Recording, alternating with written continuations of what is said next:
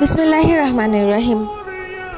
আমরা সবাই জানি জান্নাতি নারীদের সর্দারিনী হবে নবী করিম সাল্লাল্লাহু আলাইহি ওয়াসাল্লামের কনিষ্ঠ কন্যা হযরত ফাতেমা রাদিয়াল্লাহু তাআলা আনহা। কিন্তু আমরা অনেকেই জানি না জান্নাতি পুরুষদের সর্দার কে হবে। তাহলে চলুন আজকের ভিডিওর মাধ্যমে তা আমরা জেনে নিই।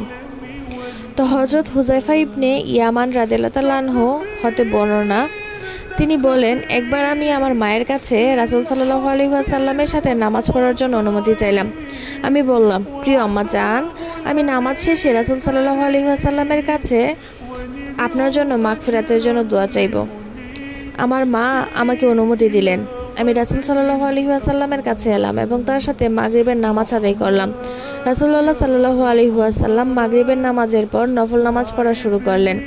এশার নামাজের তখন সময় ঘনিয়ে এলো। তিনি ঈশার নামাজ পড়লেন। তারপর নামাজ শেষ করে বাড়ির দিকে যাত্রা করলেন।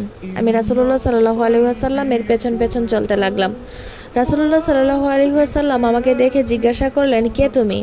আমি বললাম, হে আল্লাহর রাসূল, আমি হুযায়ফা। তিনি আমাকে বললেন, তোমার কি দরকার? আল্লাহ তোমাকে এবং তোমার মাকে ক্ষমা করুক, মাফ করে দিক। তারপর তিনি বললেন, শোনো হুযায়ফা, আমার কাছে এমন একজন ফেরেশতা এসেছে যিনি এর আগে দুনিয়াতে আসেননি। তিনি এসে আমাকে সালাম দিলেন এবং একটি সুসংবাদ দিলেন। ফাতেমা হবে জান্নাতের সকল নারীদের সর্দার, আর ফাতেমার যে পুত্র, দুজন পুত্র হাসান এবং হুসাইন, তারা দুজন হবে জান্নাতের যুবকদের সর্দার। তো আজকের ভিডিওতে আমরা জানতে পারলাম যে জান্নাতের যুবকদের সর্দার হবে হযরতে হাসান এবং হযরতে হুসাইন রাদিয়াল্লাহু তাআলা আনহু। ইসলামিক ভিডিওকে ভালো লাগলে এবং ইসলামিক ভিডিওকে ভালোবেসে থাকলে অবশ্যই ভিডিওতে লাইক কমেন্ট করে যাবেন।